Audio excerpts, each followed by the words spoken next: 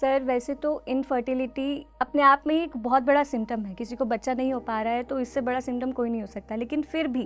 क्या initially mail या female में कोई ऐसे सिम्टम्स आते हैं जो ये दर्शाते हैं कि आगे चलकर इन्हें इस समस्या का जो है सामना करना पड़ सकता है? और सर नॉर्मल फर्टिलिटी और इनफर्टिलिटी इसमें कैसे डिफरेंस पता करें?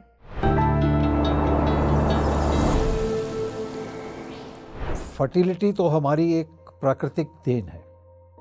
तो इनफर्टिलिटी मतलब बांझपन, बच्चा ना पैदा कर पाना। उसके लिए ये माना जाता है कि कोई भी नव दंपति 1 साल तक आपस में इकट्ठे रह के अपना नॉर्मल सेक्सुअल इंटरकोर्स, मैं इस शब्द को सेक्सुअल इंटरकोर्स नहीं कहूँगा, मैं इसको लव मेकिंग कहना चाहूँगा, उसके बावजूद अगर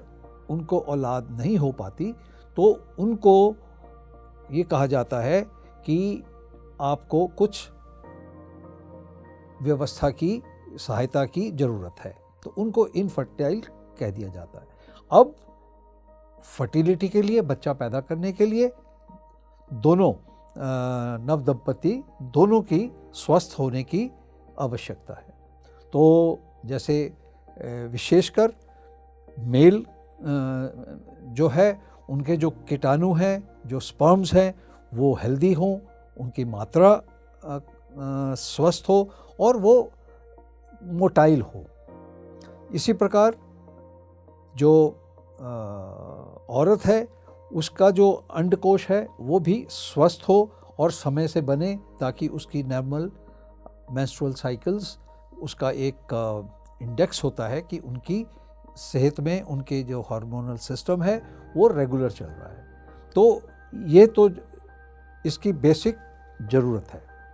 और जैसे मैंने कहा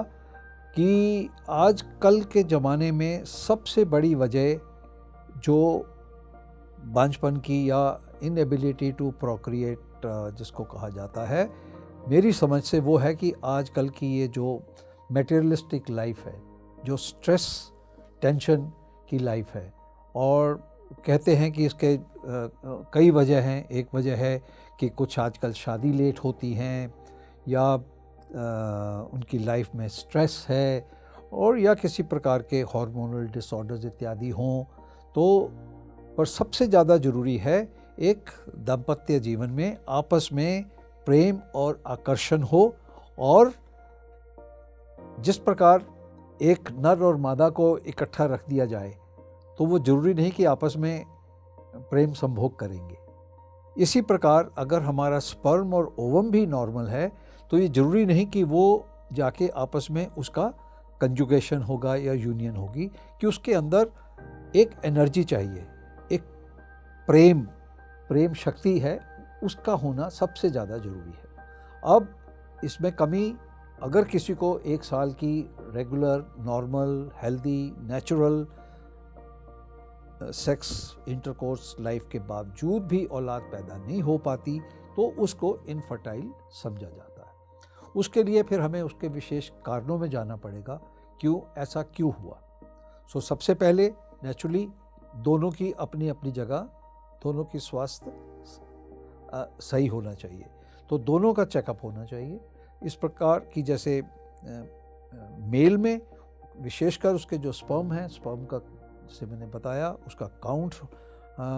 सफिशेंट हो, उसकी सेहत अच्छी हो, उनकी मोटिलिटी अच्छी हो, और औरत का अंडकोश भी अच्छा हो। तो उसके लिए जो हमारी नॉर्मल कहते हैं कि जो हमारी हाइपोथैलेमिक पिट्यूटरी एक्सिस है, हाइपोथैलेमस हमारे ब्रेन का वो हिस्सा है जहाँ पे कि हमारे सारे इमोशंस प्रोसेस होके वहाँ से हमारे हार्मोन्स पिट्यूटरी ग्लैंड के माध्यम से ओवरीज तक उसका संदेश जाता है। और जैसे मेंस्ट्रुअल साइकिल है, उसमें जो भी ईस्ट्रोजन, प्रोजेस्टेरोन और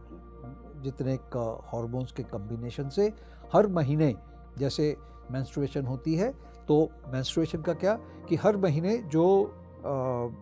यूट्रस है, जो गर्भकोश है, उसके अंदर एक वो उसको प्रोसेस होता है, उसके अंदर तैयारी होती है, और वो प्राकृतिक अवस्था है कि उसके वो इंतज़ार करती है कि मेरे अंदर हेल्दी स्पर्म आए और जो मेरा अंडकोश है वो भी आए और दोनों का मिलन से जो गर्भ है उसमें वो आके समा जाए। तो उसके लिए ज़रूरी है जो एक तो अंडकोश का सही से बनना, फिर उसका जो जैसे दोनों तरफ मेरी ओवरीज होती हैं, वहाँ से फिर एक फेलोपियन ट्यूब्स जाके यूट्रस के अंदर खुलती हैं। तो ये जो मार्ग है फेलोपियन ट्यूब्स का वो क्लियर होना चाहिए ताकि अंडकोश बनेगा और फेलोपियन ट्यूब्स के माध्यम से मेरे गर्भ में यूट्रस में आएगा और उसका नीचे जो सर्विक्स है तो वहाँ से इंटरकोर्स के माध्यम से स्पर्म्स रिलीज होते हैं। हर रिलीज में there are millions of sperms which are released, but only one of them which is active and motile reaches and goes and connects with the waiting ovum, the अंडकोश, and once that union happens then this gets embedded in the uterus which is already prepared and waiting to receive this, और फिर वहाँ से automatically this is nature's intelligence, वो cycle शुरू हो जाती है। वो दो सेल्स का एक सेल बन जाता है, फिर वहाँ से शुरू होता है प्रोसेस 1 से 2, 2 से 4, 4 से 16 in a geometrical progression, and this has all the intelligence of the nature to know that from this one cell how gradually a baby is formed. It starts growing in the mother's womb and then it reaches a level in about 40 weeks of pregnancy that when the child is grown up fully and is in a stage that the nature decides to expel it to the outside world to start living a life independent.